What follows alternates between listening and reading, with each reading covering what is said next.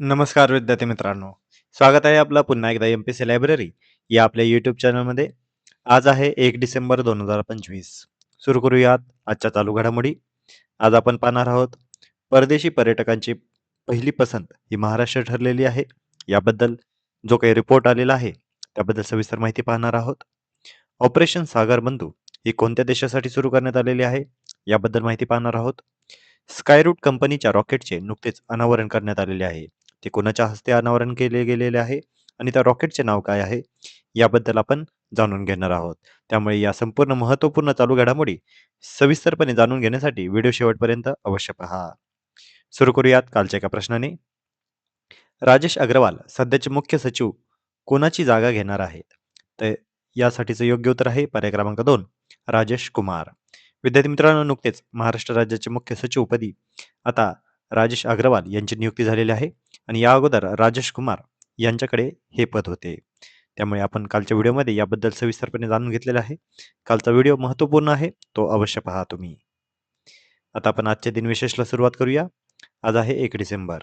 1 डिसेंबर हाच दिवस संपूर्ण जगभरामध्ये जागतिक एड्स दिन म्हणून साजरा केला जातो. 1981 मध्ये एड्स या विषाणूची प्रथमच ओळख पटलेली होती. त्यामुळे लक्षात घ्या 1 डिसेंबर जागतिक एड्स दिन.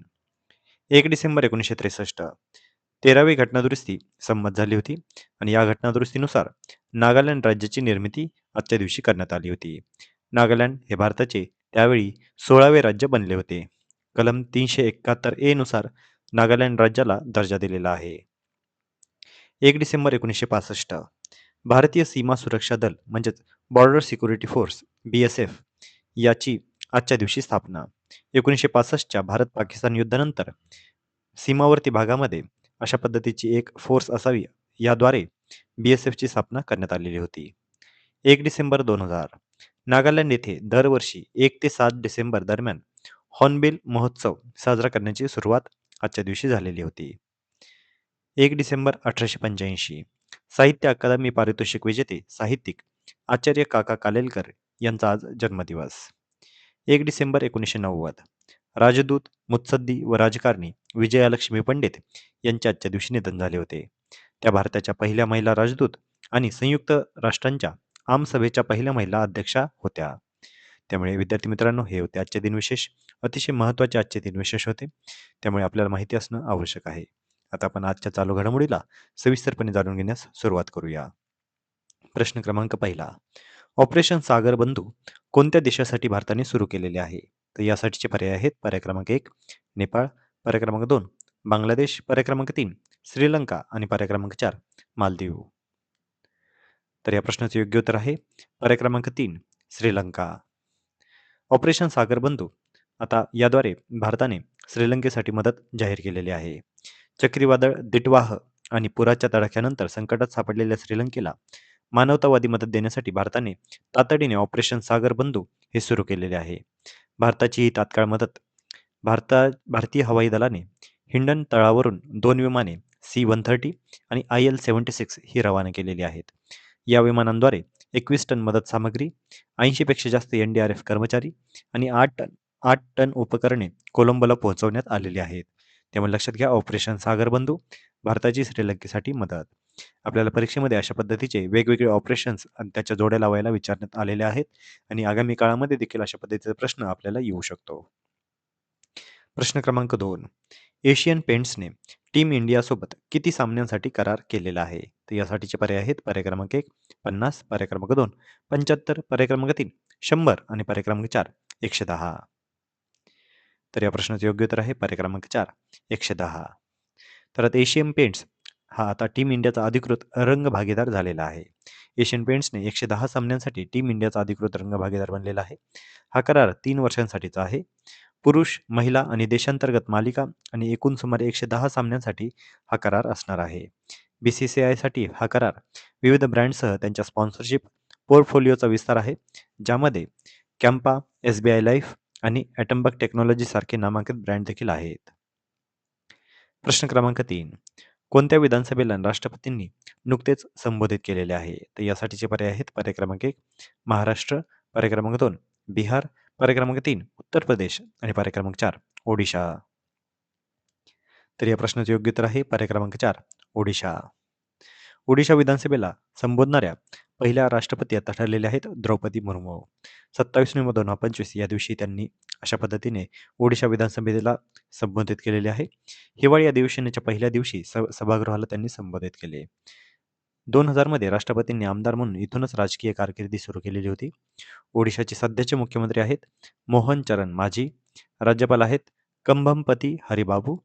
विधानसभेच्या ओडिशाच्या जागा आहेत 147. राज्यसभेसाठी 10 आणि लोकसभेच्या 21 जागा ओडिशाच्या आहेत. प्रश्न क्रमांक 4. 2024 मध्ये कोणत्या राज्याला सर्वाधिक परदेशी पर्यटकांनी भेट दिलेली आहे? तर यासाठीचे पर्याय आहेत पर्याय क्रमांक 1 तामिळनाडू, पर्याय क्रमांक 2 राजस्थान, पर्याय क्रमांक 3 महाराष्ट्र आणि पर्याय क्रमांक 4 पश्चिम बंगाल. तर या प्रश्नाचं योग्य उत्तर आहे पर्याय क्रमांक 3 महाराष्ट्र. परदेशी पर्यटकांची पहिली पसंती ही आता महाराष्ट्र झालेली आहे. केंद्र सरकारच्या भारत पर्यटन माहिती संकलन 2025 अहवालानुसार भारतात येणाऱ्या परदेशी पर्यटकांची नंबर 1 पसंती महाराष्ट्र ठरलेली आहे. 2024 मध्ये तब्बल 37 लाख परदेशी पर्यटकांनी महाराष्ट्राला भेट दिलेली आहे, जी देशातील सर्वाधिक आहे. सर्वाधिक परदेशी पर्यटकांचे राज्य पहिल्या क्रमांकावर महाराष्ट्र, ज्या ठिकाणी 37 लाख परदेशी पर्यटकांनी व्हिजिट केलेली आहे. आणि दुसऱ्या क्रमांकावर आहे पश्चिम बंगाल, ज्या ठिकाणी 31 लाख पर्यटकांनी व्हिजिट केलेले आहे. सर्वाधिक देशांतर्गत पर्यटकांची राज्य कोणती आहेत? म्हणजे लक्षात घ्या, परदेशी पर्यटकांमध्ये महाराष्ट्र हा पहिल्या क्रमांकावर आहे, परंतु देशांतर्गतच पर्यटकांची राज्य कोणती सगळ्यात टॉपला आहे? उत्तर प्रदेश, ज्या ठिकाणी 64 कोटी भाविकांनी आता ॲक्च्युली त्या ठिकाणी जे काही राम मंदिर उभारलेले आहे, त्यामुळे अतिशय भाविकांची गर्दी या ठिकाणी पाहण्यात येत आहे. त्यामुळे पर्यटकामध्ये देशांतर्गत पर्यटकामध्ये उत्तर प्रदेश राज्याने पहिला क्रमांक पटकावलेला आहे, तर दुसरा क्रमांक आहे तामिळनाडू. परदेशी पर्यटक कोणत्या खंडामधून आलेले आहेत? तर सर्वाधिक आलेले आहेत आशिया पॅसिफिकमधून, जे की 43% आहेत. युरोपमधून 27% पर्यटक आलेले आहेत. तर उत्तर अमेरिकेतून 23% पर्यटक आलेले आहेत. देशांतर्गत पर्यटनामध्ये होणारी वाढ कशी आहे?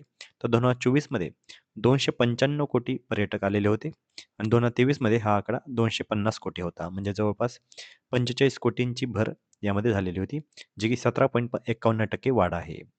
परदेशी पर्यटक आगमन कधी झाले होते? तर 2024 मध्ये 2 कोटी आणि 2023 मध्ये 1.92 कोटी, जी 8.84% वाढ आहे. प्रश्न क्रमांक 5. स्कायरूट एरोस्पेस कंपनीच्या कोणत्या रॉकेटचे नुकतेच पंतप्रधान नरेंद्र मोदी यांच्या हस्ते अनावरण करण्यात आलेले आहे? तर यासाठीचे पर्याय आहेत पर्याय क्रमांक 1 विक्रम एम, पर्याय क्रमांक 2 विक्रम 1, पर्याय क्रमांक 3 विक्रम 2 आणि पर्याय क्रमांक 4 विक्रम एस. तर या प्रश्नाचं योग्य उत्तर आहे पर्याय क्रमांक 2 विक्रम 1. तर विक्रम 1 रॉकेटचे भव्य अनावरण आता नुकतेच करण्यात आलेले आहे. पंतप्रधान नरेंद्र मोदी यांनी स्कायरूट एरोस्पेसच्या इन्फिनिटी कॅम्पसचे आभासी उद्घाटन करतात कंपनीने बनवलेले विक्रम 1 ऑर्बिटल रॉकेटही देशासमोर सादर केलेले आहे. खाजगी क्षेत्रासाठी अवकाश क्षेत्र खुले झाल्याचा हा मोठा टप्पा ठरलेला आहे. विक्रम 1 रॉकेटची खास वैशिष्ट्ये काय आहेत? तर याची उंची आहे 26 मीटर, सुमारे 85 फूट. याची क्षमता आहे 300 किलो वजनाचे उपग्रह, जे की कक्षेत ते नेऊ शकते आणि याचे प्रक्षेपण 2026 मध्ये नियोजित आहे. भारतामध्ये स्पेस स्टार्टअपची आता मोठी झेप झालेली आहे. 300 पेक्षा अधिक स्पेस स्टार्टअप्स अवकाश क्षेत्रामध्ये सक्रिय आहेत. स्कायरूट सारख्या कंपन्या नवोन्मेष आणि तंत्रज्ञानामध्ये मोठी भरारी घेत आहेत. भारताचे खाजगी स्पेस टॅलेंट जगभरामध्ये नवीन ओळख निर्माण करत आहेत. पंतप्रधान मोदी यांनी हे अशा पद्धतीचं स्टेटमेंट दिलेलं आहे. अंतराळ संशोधनाचा भारताचा प्रवास काय आहे?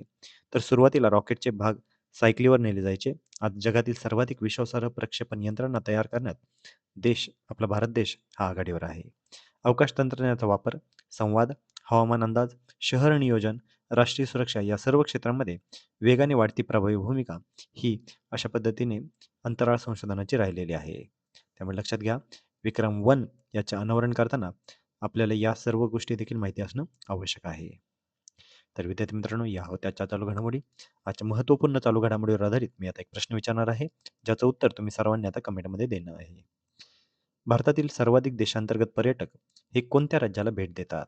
तर यासाठीचे पर्याय आहेत पर्याय क्रमांक 1 महाराष्ट्र, पर्याय क्रमांक 2 कर्नाटक, पर्याय क्रमांक 3 गुजरात आणि पर्याय क्रमांक 4 उत्तर प्रदेश. तर विद्यार्थी मित्रांनो, या प्रश्नाचं योग्य उत्तर तुम्ही सर्वांनी आता कमेंटमध्ये द्यायचं आहे. जे कोणीही विद्यार्थी या प्रश्नाचं योग्य उत्तर कमेंटमध्ये देतील त्याच्या कमेंटला नक्कीच लाईक देखील देण्यात येईल. तर विद्यार्थी मित्रांनो, या होत्या आजच्या चालू घडामोडी. तर अशाच अधिकाधिक इन्फॉर्मेटिव्ह कंटेंटसाठी आपले एम-पी-सी लायब्ररी या यूट्यूब चॅनलला सबस्क्राईब करायला अजिबात विसरू नका. धन्यवाद.